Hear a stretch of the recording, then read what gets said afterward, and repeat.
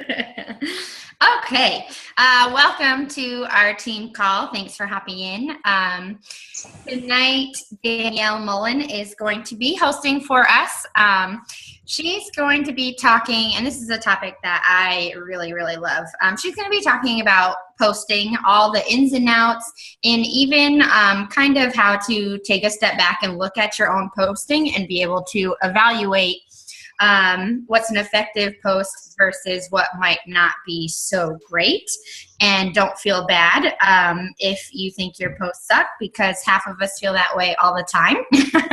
So keep that in mind, but Danielle has some awesome tips for you tonight. But of course, we want to just introduce you to what we call her Mullen bags.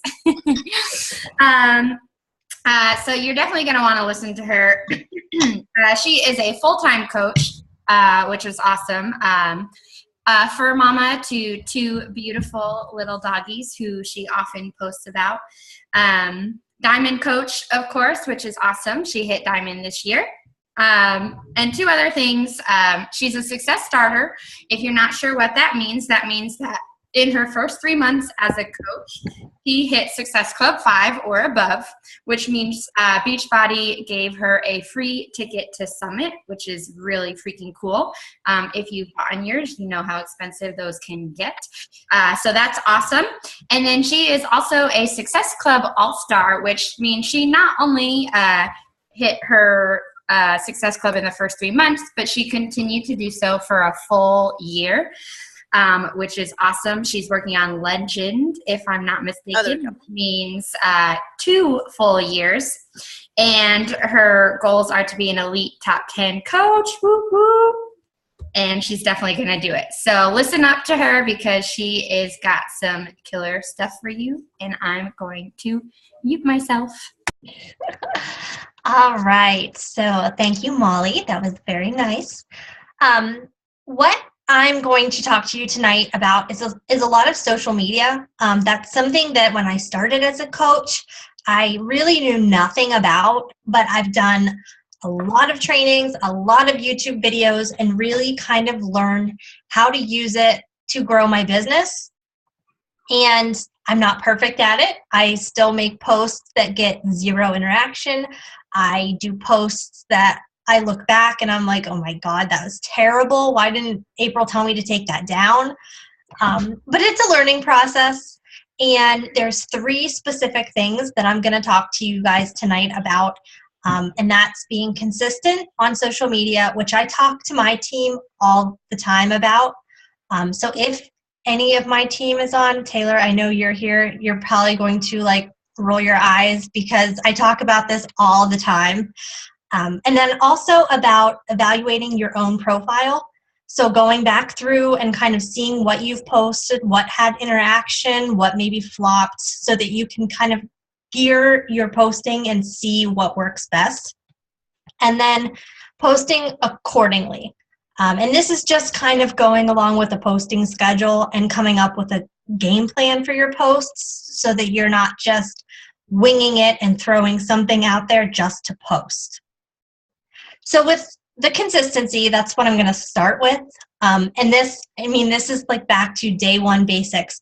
You have to post 3 to 4 times a day. 2 at a bare minimum. I know sometimes working moms can only get 2 in. So 2 is better than nothing. But if you can do 3 to 4, that's going to keep your profile popping up in people's news feeds. And you want to make sure that you're adding value, though. Don't just post to post. That's a good way to kind of become annoying and really have people just think you want to add value. You want people to want to follow you. So just throwing a post up there oh, making dinner tonight is not going to get you where you need to go.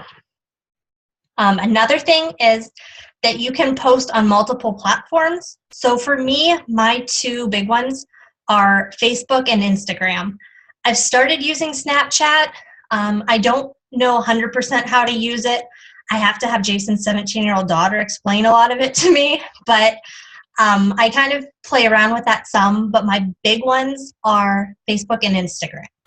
And I don't create new content for each platform. I will take my Facebook posts and then I will copy it and I will paste it and I will post it on Instagram.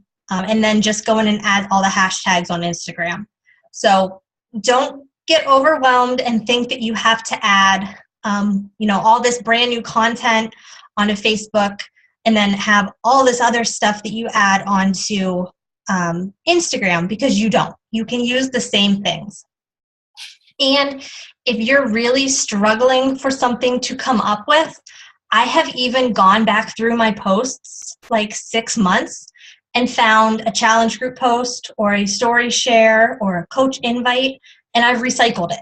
So I will maybe use a different picture and change up the wording, or I will use the same word, or whichever one I said before. I'll do the opposite. I will either use a different picture with the same words or the same picture with different words. So that, I don't think anybody's going to notice 6 months down the road if you're using the same post, but then it just kind of changes it up again. So I have done that if I have like a Friday night where I'm just not feeling creative, I don't have anything to add, I will do that and then throw that out there, and then it's something to post. The other thing that you can do is you can take pictures and just save them in your phone. Because there are some days where I just look like a hot mess and I do not want to take a picture. I don't want to post. So if I have a good day, and I know this sounds crazy, but it works. I have put on several outfits in one day just to take selfies or take pictures. If I like have my makeup done and my hair done, because people aren't going to know that it was all the same day. Also with food. If I make something, I take a picture of it, whether or not I'm going to post it that night, because I just want to have it in my camera so that I can throw it out there if I need a post. Like last night, we made chicken parmesan with spaghetti squash and stuff. I didn't need to post it because I'd already had enough stuff, but I still have a picture of it sitting in my phone. So probably tomorrow or over the weekend sometime, I'll post about it and share the recipe. So that's another great thing to do, so that you always have content, so that you never feel like I don't have anything to post, I don't know what to post. And even if you don't use them, it never hurts to keep them. And I've used the same picture and just thrown on like a black and white filter, or I've used the same picture and just flipped it so that it looks the other way. You don't want to do that all the time, but just in a pinch, there's ways to make new content, but you want to show up at least, like I said, 3 to 4 times a day. And there is a reason for that, because it's building your credibility. It's letting people know that you are legit, that you are serious about this. I can see the chat thing in April laughing. You guys are making me lose my focus. It lets people know that you're serious about this, that this is something that you're going to continue to do, that you're not just gonna, post once a month whenever you have a challenge group, because nobody is going to trust you then. And that's what building credibility is all about. It's about building trust with people. So if you're showing up every day, if you're working out, if you're drinking your shake, if you're adding value, people are going to trust you. They're going to see that you're doing this consistently. They're going to see that it works. And then that's how you're going to have people coming to you. You're not going to have to sit out there and, you're going to have a lot more people coming to you that have said, I've been watching your posts. I kind of want to know what you do. And I just know this for myself. Like, I kind of keep an eye whenever I see a new coach in the area, like, get announced from another team. There are so many of them that get announced as a coach. The first month they post their Shakeology, they post their workouts, and then they just disappear. And then you never hear from them again. You never see them in your newsfeed again. And I will go to their posts and just kind of scroll down through, and it says that they're still a coach at Beachbody, but they don't post a single workout. They don't post anything health and fitness related. But then someone comments, another mutual friend will comment saying, hey, I'm trying to lose weight. And suddenly that person is posting saying, hey, I run challenge groups. Here's my link to buy. They don't have any credibility built up. So you don't want to just be the person that everybody has to guess and say, well, I don't know, is she still doing this? Is she not still doing this? And there's so many coaches too who will, one week they'll be a coach and then they quit. And then the next week they're posting because they're a unique rep. And then the next week they're posting because they're selling expensive leggings. And so you just want to be consistent so that people know that you're in this. They know that you're consistent. They know that you're going to be doing it next week, the week after that, next month, and that they can come to you when they're ready to start their journey. So that's my spiel on consistency. Just do it. The next thing is evaluating your own profile. And this I've kind of started doing because I made a posting group for my team, and I tried to go back in and find posts that were like what April used. And I realized that I was going like months without making a coach call out post, or I was going like weeks and weeks without actually doing a challenge group invite. I would do lots and lots and lots of jabs, but I wasn't ever doing any hooks. So this is a great way that you can kind of keep yourself on track before it's been a huge amount of time. And what I do is every week, usually on Mondays or Sundays, I will go back through my profile, and somebody that's new, that doesn't know you, they want to be able to look at your profile. And do they know that you're into health and fitness? Do they know that you work out and that you run challenge groups? And do they know that they can join you? Or are you just posting about, hey, yeah, I'm in this group? But do they actually know that they can join you? And do they know that you're a coach and that they can also join you on the coaching opportunity? These are all things that you want people to be able to look at your profile and know without actually having to talk to you. And that's not, like, I'm not saying blast Beachbody 3 to 4 times a day on your post. You want to sprinkle it in throughout the week. And that's what I do, is I go back through my last week. And since I post 3 to 4 times a day, there's usually like between 20 and 30 posts, depending. So I just make sure that if I was someone brand new, would I be able to tell that I could join this person in a challenge group? Would I be able to tell that they are passionate about health and fitness? And would I be able to tell that they are a coach and that this is something that I can also do? And if the answer to that is no, then I have to work on my posting for the week, the upcoming week, or I will tweak my posting schedule, just something so that I can kind of course correct and get back on track. And if you are not sure, if you're a newer coach, even if you're a seasoned coach and you're not really sure if you're posting correctly, ask another coach or ask your upline. If they have a minute to scroll back through your last week and give feedback, because that's sometimes we don't see it ourselves, but somebody else looking would be like, well, yeah, this is why you can't recruit coaches, because you don't ever talk about the coaching opportunity. So, and that's, like I said, I do it once a week, maybe once every other week.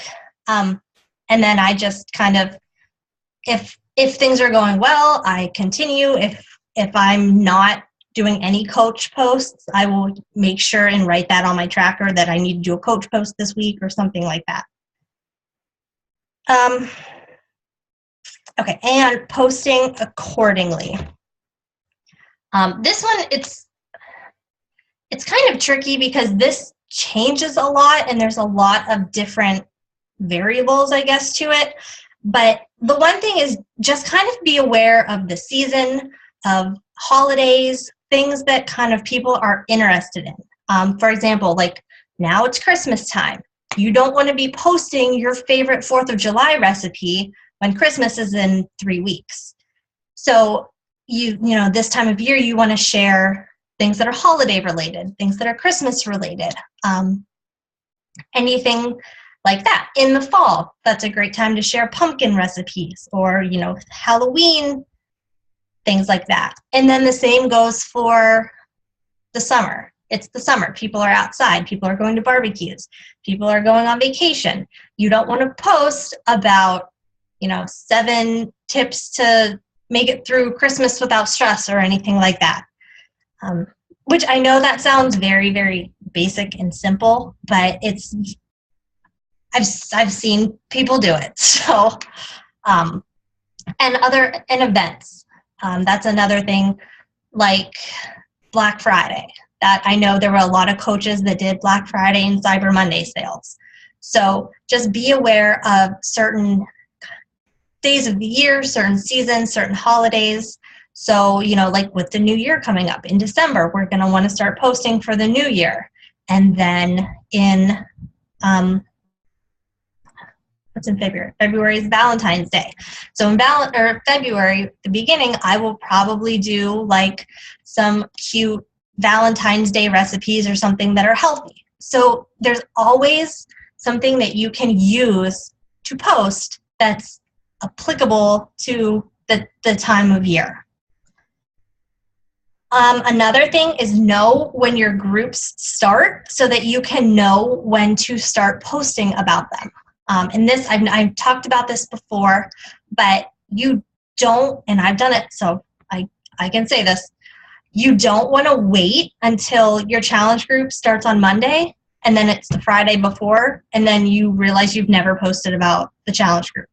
So even if you have a calendar, like I have a calendar that sits on my wall right here. I have my December challenge group scheduled out. I have my January one scheduled out, and I have my February one scheduled out. So I go back through and I will write when I need to start posting to advertise for that next challenge group. So like February's, or what is January? January starts on the 9th. So I'm going to want to start posting like probably December 12th. I'll start posting and start sprinkling in different things so that people know it's coming up. People know that they can join. I'll also probably do some things like if you want it for Christmas, make sure that you let your family know, or if you have someone in your family that knows that wants it, get a hold of me and I can help you get that set up.